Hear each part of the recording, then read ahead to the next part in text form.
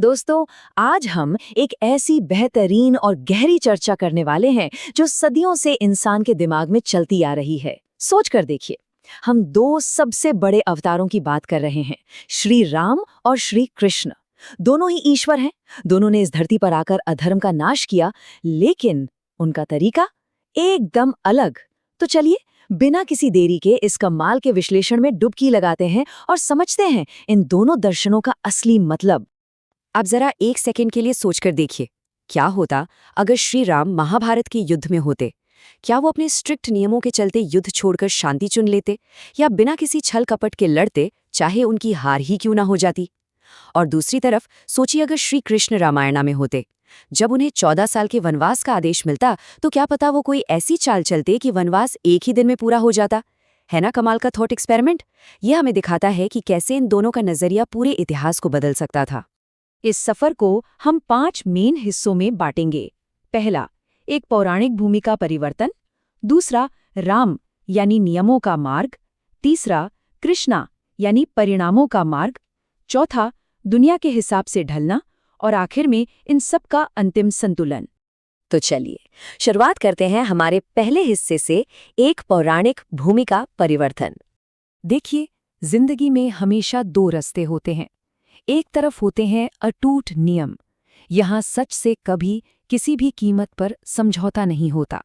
इंसान भले ही अंदर से टूट जाए, लेकिन उसका वचन नहीं टूटना चाहिए। और दूसरी तरफ होता है लचीला सच, यानी अगर एक बड़े अंतिम सत्य और धर्म को बचाने के लिए झूठ भी बोलना पड़े तो वो स्वीकार्य है। और सच कहूं तो हम इंसानों का सबसे बड़ा स्ट्रगल ही यही है, इन दोनों में से किसी एक को चुनना। आगे बढ़ते हैं दूसरे हिस्से पर, राम, नियमों का मार्ग। आप सब जानते हैं कि श्री राम को मर्यादा पुरुषोत्तम कहा जाता है, राइट? इसका सीधा सा मतलब है ईश्वर का वो रूप जो पूरी तरह से एक दायरे, एक मर्यादा और स्ट्रिक्टली नियमों के भीतर रहकर काम करता है। उन्होंने अपनी जिंदगी का हर एक फैसला नियमों के हिसाब से लिया। उनका क्लियर मैसेज था कि चाहे खुद का कितना ही बड़ा नुकसान क्यों ना हो जाए, नियम कभी तोड़े नहीं जाने चाहिए, बिल्कुल जीरो कॉम्प्रोमाइज। लेकिन सोचिए, इस रास्ते की कीमत क्या चुकानी पड़ी। उन्होंने सिर्फ अपने पिता के एक वचन के लिए अपना पूरा राजपाट छोड़ दिया। 14 साल का लंबा मुश्किल वनवास खुशी खुशी स्वीकार किया, यहाँ तक कि अपनी पर्सनल प्यार को, अपनी ड्यूटी, अपने राजधर्म से नीचे रखा। और अगर हम इसको स्रोत के हिसाब से सोचें तो श्री राम का रास्ता एक बिल्कुल सीधी रेखा, एक स्ट्रेट लाइन जैसा है। एक ऐसी लाइन जहाँ पूरा अनुशासन है, कोई भटकाव नहीं। अब आते हैं तीसरे हिस्से पर, कृष्णा, परिणामों का मार्ग। वहीं दूसरी तरफ है लीला पुरुषोत्तम। ये ईश्वर का वो रूप है जो स्थितियों के हिसाब से अपने कर्म और नियम बदल लेता है।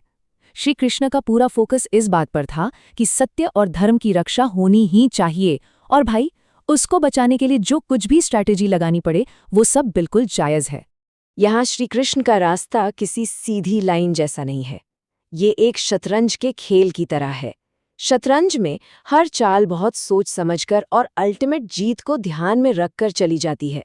यहाँ आंख बंद करके रूल्स फॉलो नहीं होते।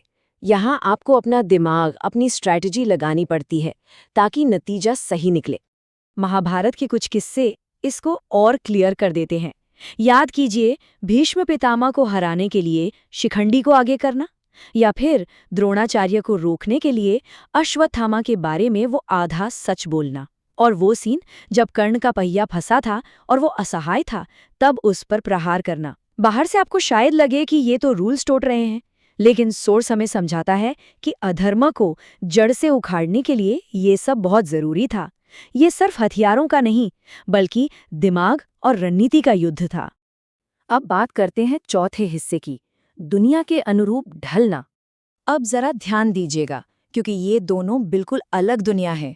श्री राम का युग यानी त्रेता युग एक ऐसी सोसाइटी थी जो काफी हद तक नैतिकता और उसूलों से बंधी थी। लोग रूल्स मानते थे। तो ऐसी दुनिया में एक ऐसे लीडर की जरूरत थी जो खुद एक परफेक्ट एग्जाम्पल सेट कर सके।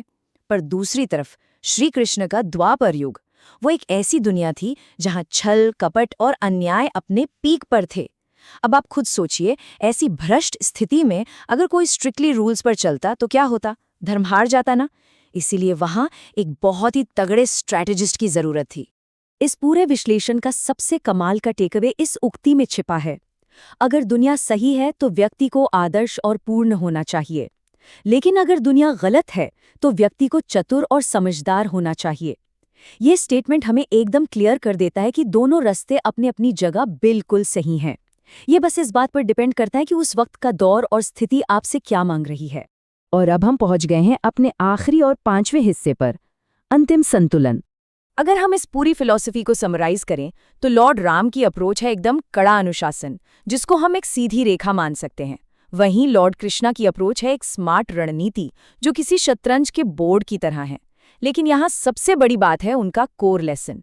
एक हमें सिखाता है कि जीवन कैसे जीना है, जहाँ आपके मूल्य और उसूल सबसे ऊपर हैं, और दूसरा सिखाता है कि जीवन क्यों जीना है, जहाँ अपने मेन उद्देश्य को पूरा करना सबसे जरूरी हो जाता है।